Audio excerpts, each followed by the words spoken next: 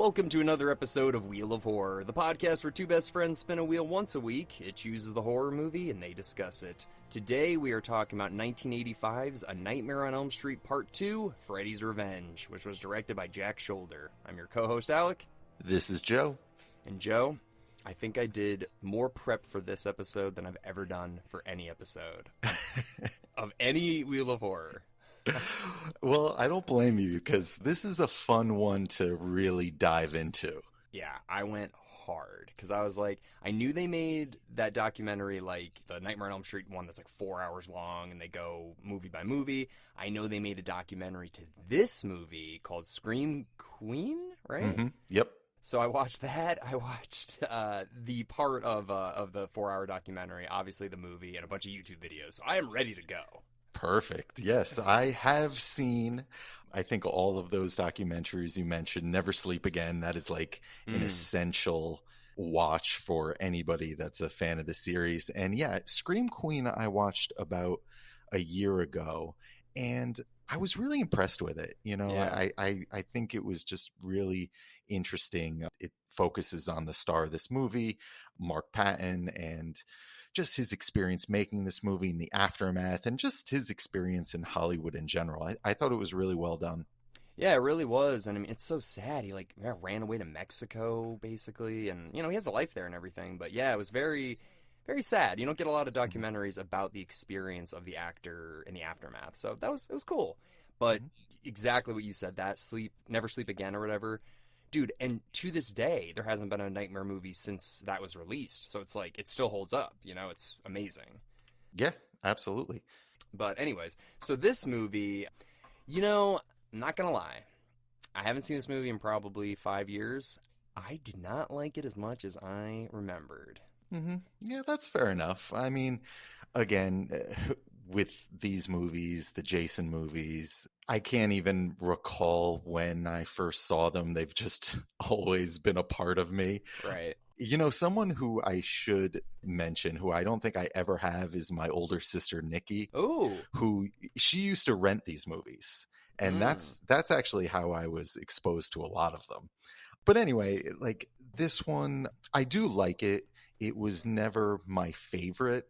It's kind of a strange one for a lot of reasons. But I think the main thing for me is that it sort of betrayed the rules that Wes kind of set up in that first movie, you know? Dude, 100%. And even from the first opening shot, you're already like, wait, so there can be multiple people in a dream? Or like, what is this? Like, because yeah, I don't believe in the first movie we ever see two people in the dream, right? I don't think we do. I love live events, but I hate buying tickets. The hidden fees suck, and coordinating with friends is a nightmare. I always end up fronting a bunch of money and then chasing down my friends to get reimbursed. And if they flake, I'm stuck with the whole bill. But then I discovered Fanimal. Fanimal has tickets to everything, and there are no fees. The price you see is the price you pay. Not only are the prices transparent, but they're almost always lower than anywhere else I look. And for any hot tickets, like Austin City Limits, or a Dodgers game, or a weekend concert, Fanimal is always the cheapest option. Nobody goes to live events alone, so why buy tickets alone? Fanimal's patented group purchase makes it easy. First, you set a minimum size for your group, and choose the number of tickets you want to pay for yourself. Then you invite friends. When the minimum size is met, everyone gets charged and receives their tickets. If the minimum size isn't reached in time, nobody gets charged. You don't commit until your friends do. And Fanimal has amazing customer service. Check out their hundreds of 5-star reviews. The next time you need tickets, go to Fanimal.com or download the Fanimal app and sign up with code HORROR for $20 of credit towards your first purchase. Check out Fanimal and experience more. Well, I guess you see other students when Nancy falls asleep in class. They don't really interact with her. The hall monitor is actually Freddy in disguise. Right. But that's an interesting observation. I was actually going to say that the opening scene is probably the most Nightmare on Elm Street feeling thing we're going to get in this whole movie.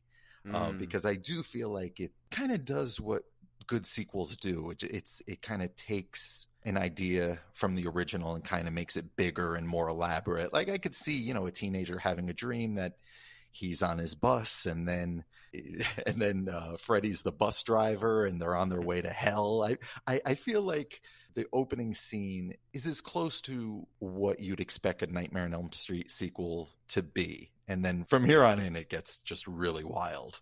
Oh, the first 15 minutes, I was loving it. I was like, this is awesome. And then, you're right, progressively, the rules start to get completely unraveled. And by the end of it, I was just like, all right, come on. But all that being said, this is going to be a little controversial, but I think this is the best looking Freddy of the entire franchise is in this movie. Oh, I don't think it's that controversial. I don't think so. I think this might be Freddy at his scariest. He's still kind of in the shadows, and he's not cracking the jokes yet, but he still has some kind of devilish personality, and his makeup is very demonic. No, trust me. I mean, like I said in one of our previous podcasts, I have a soft spot for like part 3 and part 4, the makeup in those movies, but this might be peak Freddy. Oh my God, dude, when he's like, you've got the body, I've got the brains, and like his face looked terrifying. His eyes are scarier in this one. I just thought the makeup overall was better. But even think in this one, he's more terrifying than in the original one, because even in that one, he's joking around, he's cutting off his fingers and like laughing and stuff like that. This one, we don't get any jokes really. This is the darkest Freddy I think we've ever seen. I think you're right. Yeah. But it is an interesting idea though, because basically it picks up 5 years after the Nancy Thompson incident. We don't really know how that actually ended. I mean, I guess Nancy survives, the mom died, but it's a cool idea because this one basically introduces that Freddy is essentially possessing somebody and is trying to come back. So that made me feel like Nancy did kill him, and this is his way to get back. Yeah, I mean, that's an interesting way to look at it. To me, I always just felt that they were kind of just throwing things at the wall to see what stuck. It just seems like this is kind of a haunted house movie, kind of a possession movie, kind of a when animals attack movie. There's like a hilarious scene where their parakeet attacks them. It's just really a strange hodgepodge, and all the interesting themes of the original with, the sins of the mothers and fathers coming back to haunt their children. Like all of that is just totally thrown out the window, and all that kind of surrealism. I mean, don't get me wrong, there are some really good moments in this movie, and I'll talk about those as well. But I think it's obvious that New Line and Bob Shaye didn't quite know what they had. This one is being rushed into theaters a year after the first one. And yeah, I don't think they really understood what worked so well. They didn't bring Wes back. And most telling of all, they started production on this movie without Robert Englund. They were just going to have a stuntman play him. So that tells you everything you need to know about just how much care they were taking with this movie. Yeah, that was really interesting from the documentary, is just how they did shoot it at first. They talked about how the guy who was playing Freddy, after Robert Englund, was like Frankenstein, just walking around robotic.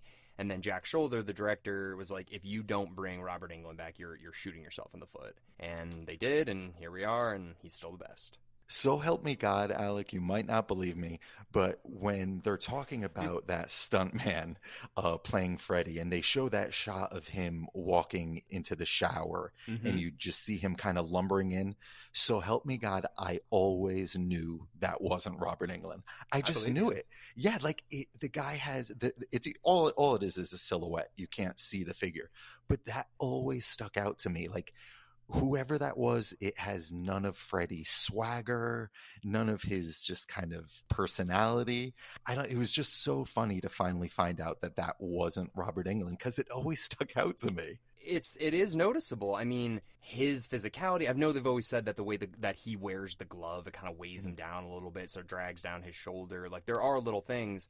And I think by part 3, because that primetime, like, welcome to primetime, bitch, that line was improvised. I think that was him being aware that if I don't, like, make myself essential, basically, like, with little things like this, like, I could always get written off again, maybe. Yeah, an interesting thing also, kind of speaking to them not really understanding what they had yet, there's no Nightmare on Elm Street theme music. I know. I think this is the only one without that iconic piano theme. And I mean, they didn't bring Charles Bernstein back. We have Christopher Young doing the music here, who is no slouch. I mean, he would go on to do Hellraiser. But it's really crazy. Like, imagine Halloween 2 without the John Carpenter theme, you know?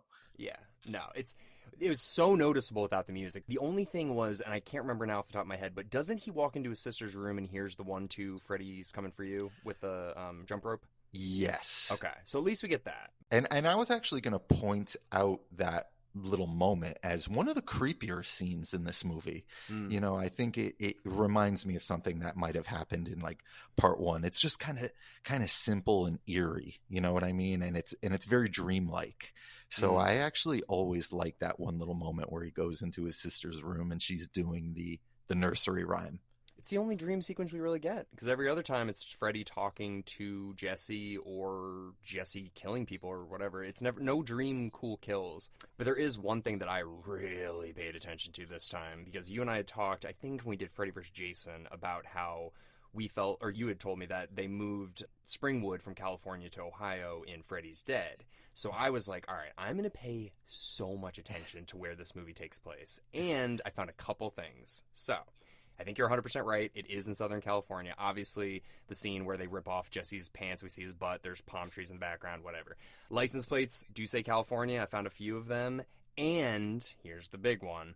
They're reading Nancy's journal, okay? And it says March 15th or whatever. They said the date of when it was happening. They are all in like shorts and t-shirts, and they're not wearing winter outfits like they would in March in Ohio. So it has to take place in California. There you go. Case closed. The Wheel of Horror podcast. We figured it out, folks. I know. I went crazy. The only thing that was freaking me out in the beginning is when they show the school bus, it says Springwood IND.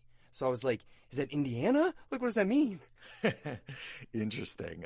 Well, I was also noticing the high school. Like, it's like the same high school that was in Karate Kid. It's like these outdoor high schools. Like, I mean, we're from the East Coast. We didn't have high schools where the lockers are outside. You know what I mean? No. So yeah, 100%. Yeah, it's definitely got to be in California. So, dude, I think your theory is right on point. Yeah, the rest of my theory was, I mean, I never really understood why they chose to do that in Freddy's Dead. Maybe they just thought that was more just kind of middle America, and I don't know. My theory was that maybe, you know, Freddy versus Jason was already in the works and they just wanted to move Freddy closer to Jersey. I have no idea if that's true, but that was always my theory. I think it's a great theory, and I think that every time I watch a Nightmare movie, I'm going to pay attention now to see where, but I think you're right. You were mentioning earlier, though, how they didn't really know what they had at the time, and you know, they retconned something even in this one, which I wasn't crazy about. Now, granted, I love that huge abandoned factory. I thought that was, like, such a cool shot where it's, like, the girl walking by herself. I was like, that is so sick how far away that is. But they basically throw out the whole thing that he worked at a school. Yes. And yeah, that's always been something really interesting. And I was really thinking about that this viewing. Has that ever been really said in any of the movies that he was? I've actually seen Robert Englund mention that he was a school janitor. That was his backstory. But I feel like none of the movies ever really dig into that. I feel like this movie kind of digs into it the most. And they say he worked at this power plant. There is that scene, but it's a dream in the first movie where Nancy goes down to the basement of her school and Freddy's down there in the boiler room. I don't know if we can take a dream as, you know, fact. I don't know. Where do you remember, like, where that whole kind of backstory comes from? No, you know, now that you're saying it, the only thing that I can remember is in, I think, Freddy's Dead, right? Where he's got a daughter or something. Right. And is he at a school then? Doesn't he work at a school? He works at a school in the remake. Right, yes. And I think it was always just something kind of assumed. Huh. And like I said, I've even heard Robert Englund mention that, but there are none of the movies that really dig into that. So, you know, when I think about Freddy when he was alive, I think about this movie because I feel like this movie gives us the most details about what he did when he was alive, besides Freddy's Dead. Yeah, you're right. It's almost like the Mandela effect. Like we just assume he already like worked in the school or whatever, but maybe they didn't mention that in the first one, so they didn't retcon it then. Yeah, it's interesting you mention it because I was thinking the exact same thing, and then I was thinking that I don't think we ever get that much information about what he did when he was alive. Yeah, I think you're right now. Yeah. Well, anyway, so that's cool. I do like that whole factory. I think that's really cool. But I guess the major thing about this movie that obviously people talk about a lot is that it's like a gay horror film. It's kind of one of the first like major gay horror films with a male scream queen who also happens to be gay. I mean, it's funny, and this is why I wanted Eric to be on this episode. So one time, I want to say maybe 9 years ago, right when I moved to New York, Eric and I were in the Lower East Side, and we're like, hey, you want to grab a drink? We just walked into this random dive bar, and we go in there, and it's really like dingy and small, and they're just playing Nightmare on Elm Street 2 on the TV, and I was like, why are you guys playing this? And I asked the bartender, I was like, what's up with this? And he's like, oh my god, this is like the most gay horror film of all time. We love it here. We play it here every day. And I was just like, oh, he's like, yeah, this is a gay bar. And I was just like, I never knew that. I'd seen this movie probably 10 times up to that point. I had no idea that this was like a gay movie, that there was gay subtext or anything. So it went right over my head. But this guy was like, this is like the biggest gay film of all time. Interesting. Now, like, were you that familiar with this movie? I mean, is it just something you would catch in passing? Uh, Tell me more.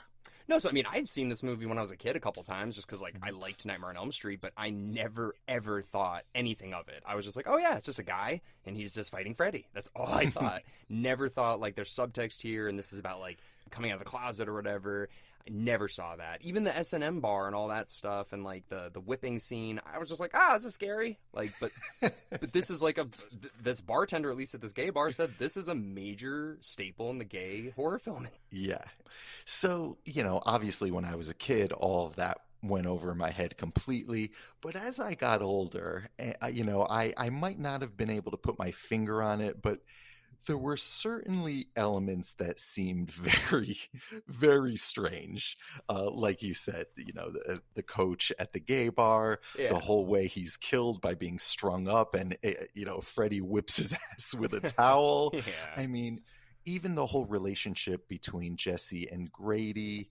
I mean, we could dig into it more, but I always sensed that there was something odd about this movie, just something strange. Like, Jesse, the character Jesse, and Mark Patton talks about this in the documentary.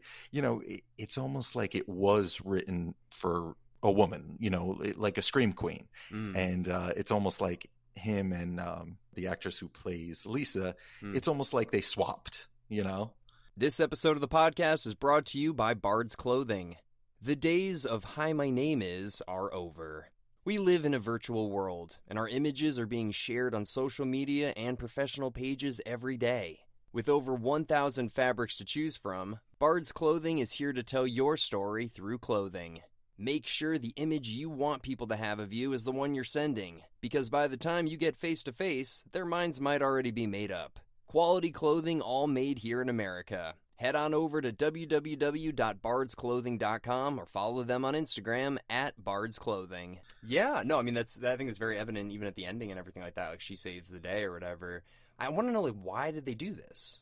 Like, why did they choose a guy? Well, I know the script was, I think his name is David Chaskin, the writer. He was a New Line employee, and I think, they just wanted to fast track something. They wanted to strike while the iron is hot.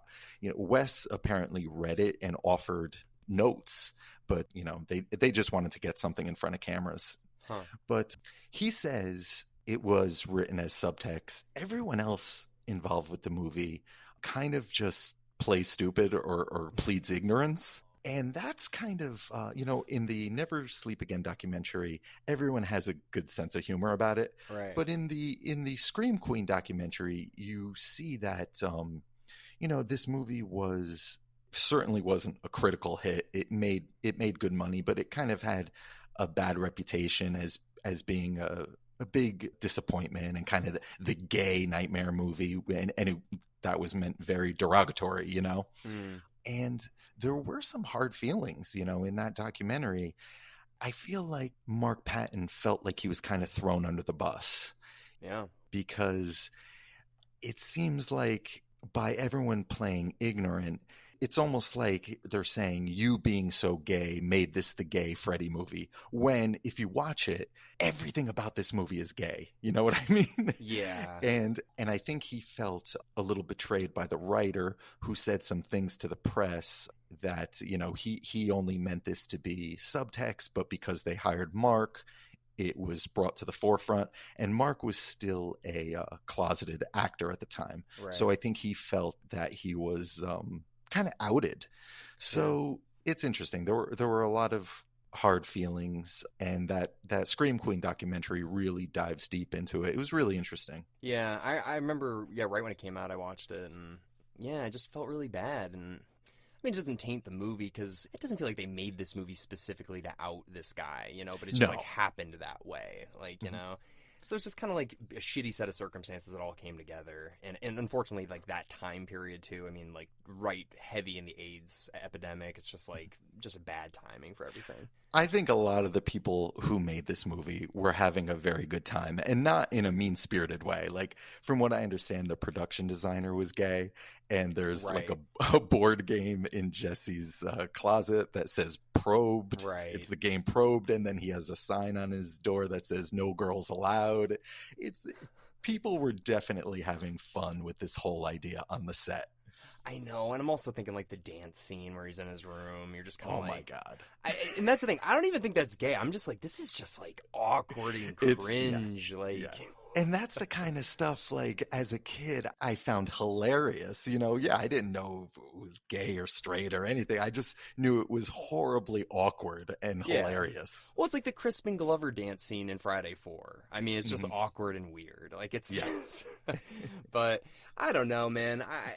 I still think it's, like, not a bad movie. It's just when I went back and revisited it, I just was like, they really fucked up a lot of the rules that they established in the first one, and that's what turned me away. But I feel like this one just gets kind of shoved under the carpet, because, like, you could just watch 1 and 3, and you'd be totally fine. Like, you don't even need to see 2 at all. And I feel like you'd probably be better off, actually, just being like, man, this is such a good, like, back-to-back sequel. Yeah, you're probably right. I do think it has some really cool practical effects, like when Freddy emerges out of Jesse, when he like comes through Jesse like a gateway. I think that is some really fantastic special effects work. Actually, that whole scene, and even the scene before it, we need to just walk through this really quick because this is just great. So he's about to score. Jesse is about to score with this girl, Lisa, and Freddy's tongue comes out of his mouth. Yep. So obviously he's very disturbed by this. He runs away. Obviously Freddy can be viewed as a manifestation of his repressed homosexuality. So he runs to his best friend's room, or his best friend's house, who's sleeping in his room, and this is something me and my friends would just die laughing. Instead of being like, hey, Grady, wake up, he jumps on top of Grady while he's sleeping and covers his mouth. It's just, I am so baffled by this. And then just some of the dialogue is just pure gold. Like, Jesse's is like, somebody is trying to get inside my body. And Grady's like, I know, she's female, and you're trying to sleep with me. I mean, it's just...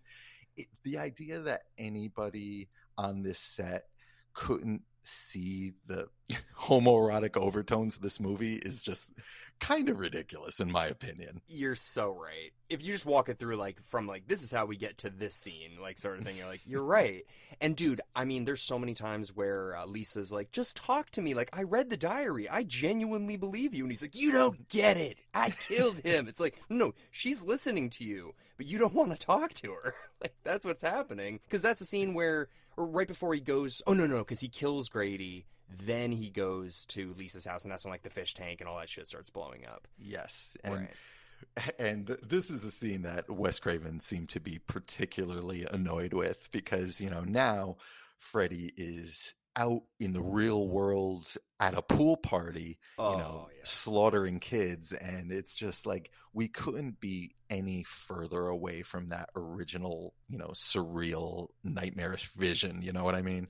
Right. Yeah, and I'm sorry, man. Like, I don't even think Freddy's 6 feet tall, and there's what, like 30 people there. Nobody's like, Exactly. hey, why don't we just all fucking tackle this guy? Yeah, he's not the most imposing of the 80s slashers. I mean, I'm sure a few football players there could have taken him. 100%. And now they're talking about it, it's a little strange, but his glove isn't his glove anymore. Yeah, it's almost like when he takes over Jesse's body, it's just the razors coming out of his hand, which is a cool little touch. I dig it. Yeah, no, I do too, but I wish that this was like later in the franchise. It feels like if this movie came out maybe like, I don't know, like in between Dream Child and Freddy's Dead, like I think it would have done better maybe. But the fact that it came out so early in the franchise and kind of messed with so much so early. Yeah. This pool party scene does kind of give us one iconic moment, though. And in all honesty, I kind of find the whole scene kind of fun. But the "You Are All My Children Now," I think was also a Robert Englund ad lib. I think that's a pretty iconic moment. Oh, yeah, no, absolutely. Yeah, I don't know. Just watching that scene, I was just like, yeah, it's so weird to see him not like manipulating the environment around him and playing on their fears, just like throwing chairs at them and stuff. Like But I gotta say too, one of the dumbest things I've ever seen in my life, man, are those Rottweilers with the like baby faces. I was like, this is like what kids would have done. Yeah, so I don't know if you've ever seen the 70s version of Invasion of the Body Snatchers. No. But it's like the same effect in that movie. I don't know what the connection is, but I saw that movie long after this movie, and I'm like, what the hell? Dogs with people faces? That's that Nightmare 2 shit. Oh. I don't even remember the context of it in that movie, but yeah, it was really strange. I mean, this whole climax, we encounter these like rat creatures, and we're not even in a dream. So yeah, it's just like they threw a bunch of shit against the wall. It doesn't feel like anybody's vision. It just seems like, random horror. I actually don't know what I'm saying. No, but like bats and rats and just like, oh, that's scary. Throw that in there, like sort of thing. Yeah, it's almost like we're in the cheap haunted house. Yeah, seriously. Yeah, so it falls apart towards the end. I mean, and the parakeet, obviously. Just a lot of dumb animals. I do think Freddy's melting at the end is kind of a cool effect. And you could almost have like a conservative reading of this movie that it isn't until Lisa kisses Freddy and he's kind of vanquished with the power of heterosexual love, Yeah. But, we do get the little ending scene where we see that no matter how much Jesse pretends to like Lisa, Freddy will always be nearby. I know. The ending is such like, all right, well, I guess we'll just do this again. So, I don't know if you realize this, but on Friday, what's his name? Oh, Clu Gulager. I know, he just passed away, man. I did see that, yeah, and he was very memorable also in Return of the Living Dead. Yeah. And he's great in this movie too. Like, he's such a just kind of typical like dad in a horror movie. He just doesn't know what's going on, doesn't care what's going on. He's just like a pain in the ass. Just wants to sit on the couch. Like, that could have been a nothing role, but he really made it something special. He's like a real dick. Like, his son is screaming. That's like the first time we meet the family is their son screaming, and they're just all kind of like, ah, God, this kid's such an issue. Yeah, so let's rewind a bit. They just moved into Nancy's house. Yeah. And he's plagued by nightmares. I guess he always had nightmares because they don't seem particularly surprised that he's waking up with these blood-curdling screams. Right. Even the sister's just like, why can't he wake up normal? Right. That's all just very strange. The idea that Freddy is kind of just haunting Nancy's house. I don't really understand that. Maybe it's because his glove is there, or maybe it's because of the events of that first movie. Maybe he's trapped there because of what Nancy did. It's like, I don't feel like even if I asked the writer and director of this movie, they would even have satisfactory answers, so you might as well not even ponder these things. But that's the thing. I like to fill in the blanks a little bit, and I think what you just said is, I think he was trapped in Nancy's house after that whole thing, and he needed Jesse to get out so that he could continue doing the rest of the franchise. You know what? You just made this movie a little bit better for me. I really like that.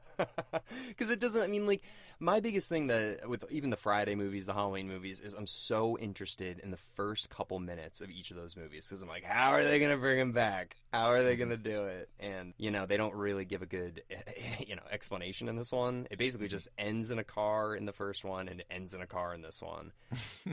But I also just like to imagine that, I don't know, Freddy's got some limitations. He did get beat. Nancy beat him. Yeah, no, I dig it. Well, I don't know. Do you have any other thoughts on Freddy's Revenge?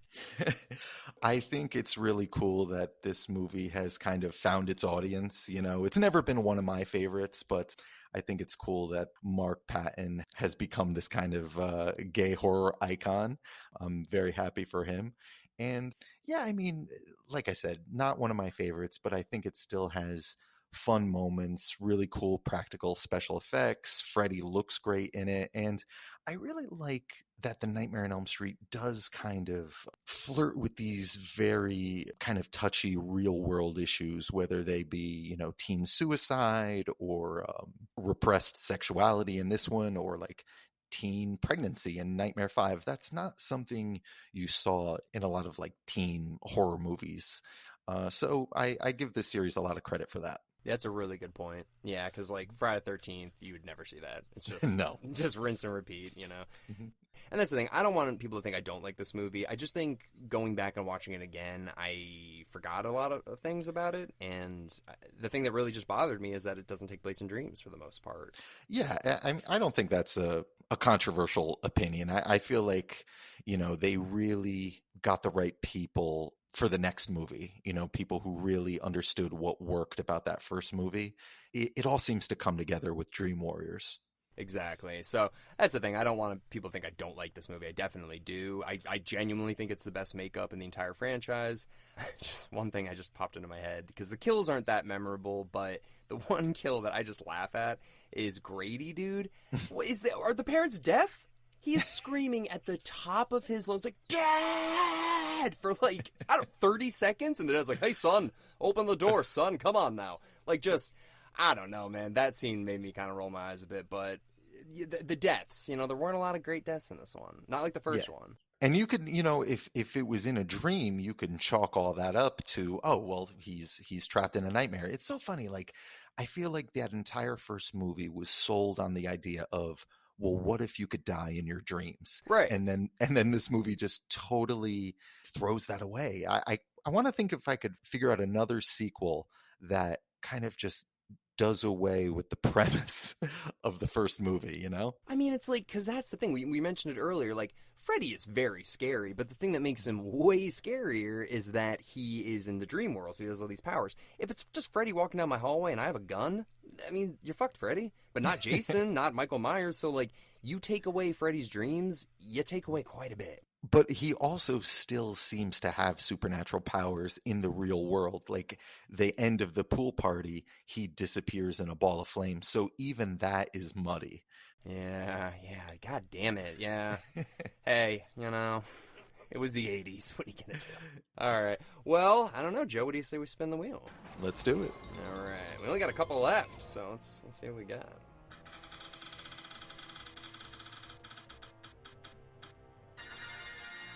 Ooh, I don't really remember this one. Darkness Falls. Remember this one? Oh no, this is another first for me. Okay, this is from like 2003. I think it's about like the Tooth Fairy, if I remember. Yes.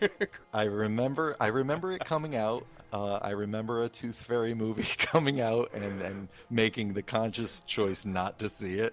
But I'm so glad I could see it now, 17 years later. All right, well, perfect. Well, everybody, thank you so much for listening into our episode today on A Nightmare on Elm Street Part 2, Freddy's Revenge. If If you haven't had a chance yet, we released our episode on Prey, which came out on Friday, and then last week's episode was Salem's Lot, so you can check that out as well. Otherwise, Joe, thank you very much. Thank you. And we will see everybody next week with Darkness Falls.